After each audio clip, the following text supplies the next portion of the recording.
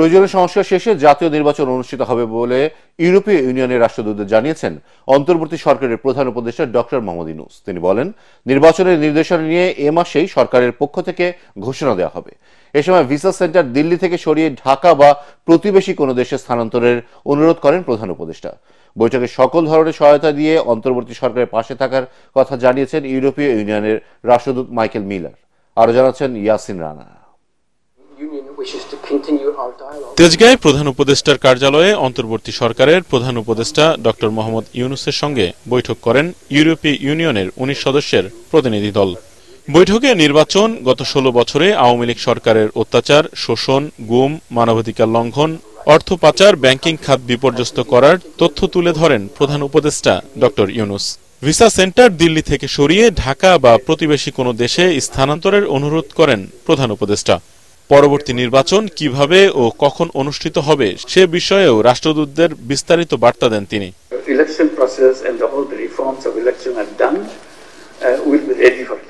রাষ্ট্র সংস্কারের কাজ সম্পন্ন করার পর আমরা দ্রুতই নির্বাচন আয়োজন করব। কিভাবে কোন পদ্ধতিতে নির্বাচন অনুষ্ঠিত হবে তার নির্দেশনা নিয়ে চলতি মাসেই ঘোষণা দেওয়া হবে।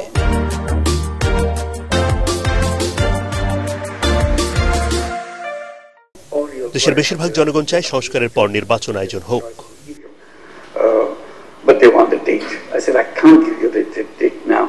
নির্বাচন নিয়ে রাজনৈতিক দলগুলোর সাথে চলমান সংলাপের কথাও ইইউ প্রতিনিধিদের সামনে তুলে ধরেন প্রফেসর ইউনূস।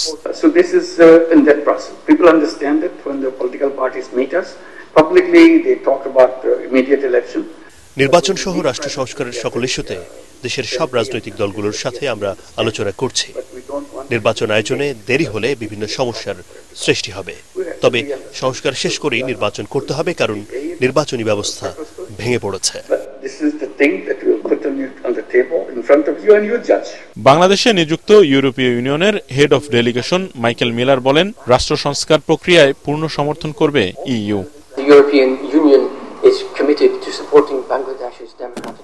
বাংলাদেশকে সকল বিষয়ে সহযোগিতা অব্যাহত রাখবে ইউরোপীয় ইউনিয়ন। অন্তর্বর্তীকালীন সরকারের প্রতি পূর্ণ আস্থা রয়েছে আমাদের। রাষ্ট্র সংস্কারে যেসব প্রস্তাবনা আসবে তা বাস্তবায়নে সহযোগিতা করা হবে।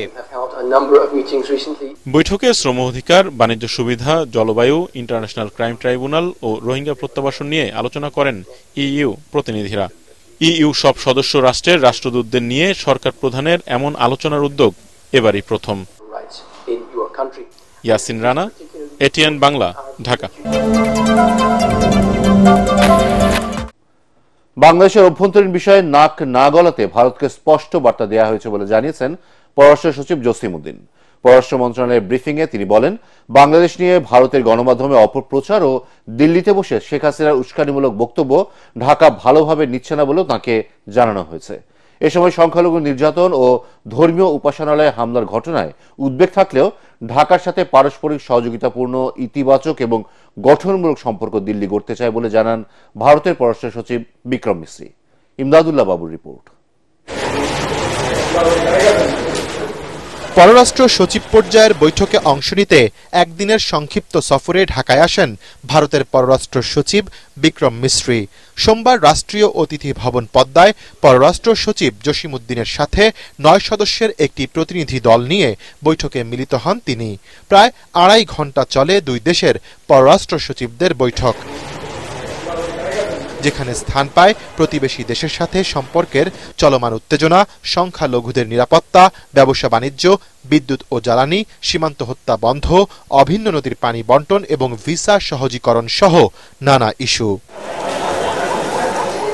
পরে পররাষ্ট্র উপদেষ্টা তৌহিদ হোসেনের সাথে সৌজন্য সাক্ষাৎ করেন বিক্রম মিশ্রি।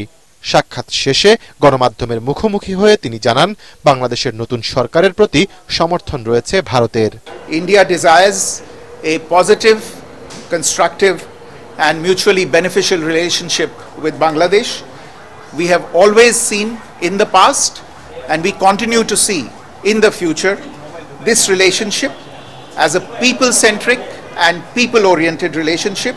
৫ আগস্টের পর বাংলাদেশে সংখ্যালঘুদের উপর বিচ্ছিন্ন হামলা হয়েছে অভিযোগ করে দিল্লির এসব ঘটনায় উদ্বেগ আছে বলে জানান তিনি। I conveyed our concerns, including those related to the safety and welfare of minorities. We also discussed some regrettable incidents of attacks on cultural, religious and diplomatic properties. We expect overall a constructive approach on all these issues by the Bangladesh authorities.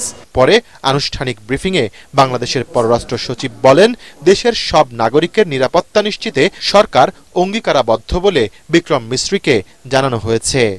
প্রাক্তন প্রধানমন্ত্রী তিনি ভারতে অবস্থান করে যে সমস্ত বক্তব্য রাখছেন সেই বক্তব্যের প্রতি আমরা তাদের দৃষ্টি আকর্ষণ করেছি। সংখ্যালঘু সংক্রান্ত ভারতের যে প্রচার মাধ্যমের কথাবার্তাগুলো হচ্ছে এটা আমরা অত্যন্ত জোরালোভাবে বলেছি।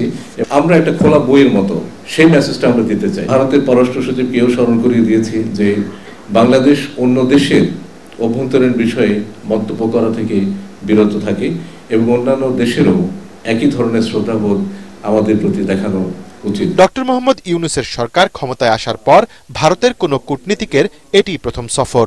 ঢাকা দিল্লির সম্পর্ক ইতিবাচকভাবে এগিয়ে নিতে এই সফর গুরুত্বপূর্ণ ভূমিকা রাখবে বলে আশা করছেন সংশ্লিষ্টরা। ইমদাদুল্লাহ বাবু, ATN বাংলা, ঢাকা। বর্তমান পরিস্থিতিতে সবচেয়ে অত্যাবশ্যকীয় নির্বাচন কেন্দ্রিক সংস্কারে 17 দফা প্রস্তাবনা দিয়েছে বিএনপি। গুলশান কার্যালয়ে সংবাদ সম্মেলনে দলের সংস্কার প্রস্তাবনা কমিটির প্রধান মঈন খান জানান, নির্বাচন কমিশন যাতে একটি সুষ্ঠু নিরপেক্ষ নির্বাচন আয়োজন করতে পারে সেজন্য আরপিও সংশোধন, নির্বাচন কমিশন নীতিমালা সংশোধন, এনআইডি অনুযায়ী ভোটার তালিকা হালনাগাদ এবং সংসদীয় এলাকার সীমানা পুনর্নির্ধারণ সহ বিভিন্ন বিধিমালা সংস্কারের সুপারিশ করা হয়েছে। বিস্তারিত কামরুজ্জামান রাজীবের রিপোর্টে। দলীয় চেয়ারপারসনের গুলশান কার্যালয়ে বিএনপির পক্ষ থেকে নির্বাচন কেন্দ্রিক সংস্কার প্রস্তাব তুলে ধরতে সংবাদ সম্মেলন করে দলটির নির্বাচনী সংস্কার কমিটি। কমিটির প্রধান ও স্থায়ী কমিটির সদস্য মঈন খান 17 দফা প্রস্তাবনার মূল বিষয়গুলো তুলে ধরেন। তিনি অভিযোগ করেন, স্বৈরাচারী সরকার নিজেদের স্বার্থ হাসিলের জন্য নির্বাচন কমিশন ও প্রশাসনকে যথেচ্ছা ব্যবহার করেছে। আওয়ামী লীগ সরকার নিজেদের সুবিধা মতো নির্বাচনী এলাকার সীমানা নির্ধারণ করেছে। এসব পরিবর্তনে আরপিও সংশোধন সহ বেশ কিছু সুপারিশ করা হয়েছে বিএনপি সংস্কার প্রস্তাবে। প্রশাসনের মাধ্যমে নির্বাচনকে কুক্ষিগত করতে পারে সেইটা সামনে রেখে তারা কিন্তু অনেক কিছু পরিবর্তন করেছে। আজকে আমাদের বক্তব্য কিন্তু স্পষ্ট, সরকারি কর্মকর্তা কর্মচারীদের তারা যে রাজনৈতিক ভূমিকা পালন যাতে না করতে পারে, একটা সুষ্ঠু নিরপেক্ষ নির্বাচন হতে হবে। বাংলাদেশের ভোটার তারা যাকে ভোট দেবে, যারা মেজরিটি হবে তারা জনগণের প্রতিনিধি হিসেবে সরকার গঠন করবে। এখানে আমি ম্যানিপুলেট করতে যাবো কেন? সেটাই করা হয়েছিল বিগত স্বৈরাচারী সরকারের সময়। আমরা সেগুলো সংশোধন চেয়েছি। সংস্কার কমিটির অপর দুই সদস্য সালাউদ্দিন আহমেদ ও নজরুল ইসলাম খান সাংবাদিকদের প্রশ্নের জবাবে জানান, সদিচ্ছা থাকলে সবকিছু গুছিয়ে জাতীয় নির্বাচন আয়োজনে অন্তর্বর্তী সরকারের বেশি সময় লাগার কথা না। এখন আপনি এই সংস্কার প্রস্তাবে যদি আপনি এমন নতুন কিছু নিয়ে আসেন দেখবেন মানুষের বুঝে উঠতে সময় লাগবে বা বোঝাইতে সময় লাগবে, তাহলে ভিন্ন কথা। আমরা যেসব প্রস্তাব দিয়েছি সেগুলোর প্রস্তাব মেনে নির্বাচন অনুষ্ঠানে খুব বেশি বিলম্ব হবে। রোগ হচ্ছে কেয়ারটেকার সরকার না থাকাটা। কেয়ারটেকার সরকার পুনর্বহাল হলে এই সমস্ত উপসর্গ আর থাকবে না। ফেয়ার ডিলিমিটেশন, সাংবিধানিক সাপোর্ট, লিগ্যাল সাপোর্ট এবং ডিলিমিটেশন প্রপার আর কেয়ারটেকার ইন প্লেস, এগুলো যদি হয় সুষ্ঠু নির্বাচন হতে বাধ্য। অতীতে নানা অপকর্মের সাথে জড়িতদের নির্বাচনী প্রক্রিয়ার বাইরে রাখার সুপারিশ করা হয় বিএনপির প্রস্তাবনায়। কামরুজ্জামান রাজীব, ATN বাংলা, ঢাকা। দেশে ফিরেছে যুব এশিয়া কাপ জয়ী বাংলাদেশ দল। সোমবার রাত 11টায় ঢাকার শাহজালাল আন্তর্জাতিক বিমানবন্দরে পা রাখেন এশিয়া সেরা যুবারা। বিমানবন্দরে বাংলাদেশ দলকে ফুলেল শুভেচ্ছা জানায় বরণ করে নেয় বিসিবি। গত বছর সংযুক্ত আরব আমিরাতকে হারিয়ে প্রথমবারের মতো যুব এশিয়া কাপ জিতেছিল। এবার তারা ভারতকে হারিয়ে ব্যাক টু ব্যাক এশিয়া কাপের দ্বিতীয় শিরোপা জেতে। ভবিষ্যতে এই জয়ের ধারা অব্যাহত রাখার কথা জানান যুব অধিনায়ক আজিজুল হাকিম তামিম। সামনে আরো একটা এশিয়া কাপ এবং ওয়ার্ল্ড কাপ আছে, সেখানেও ইনশাল্লাহ ভালো কিছু করা আমরা সেই ইসে আছি। এশিয়া কাপটা ধরে রাখাই আসলে মূল বিষয়, যে আমরা আগেবার ডিফেন্ডিং চ্যাম্পিয়ন ছিলাম এবং এবার রাখছি। আসলে ভালো ক্রিকেট খেলে আসলে সবাই কংগ্রেচুলেশন করে এবং তারা দেখছে সাপোর্ট করছে সব দিক থেকে, কিন্তু আমরা আসলে ভালো ক্রিকেট দেওয়ার চেষ্টা করছি এবং ভালো খেলছি।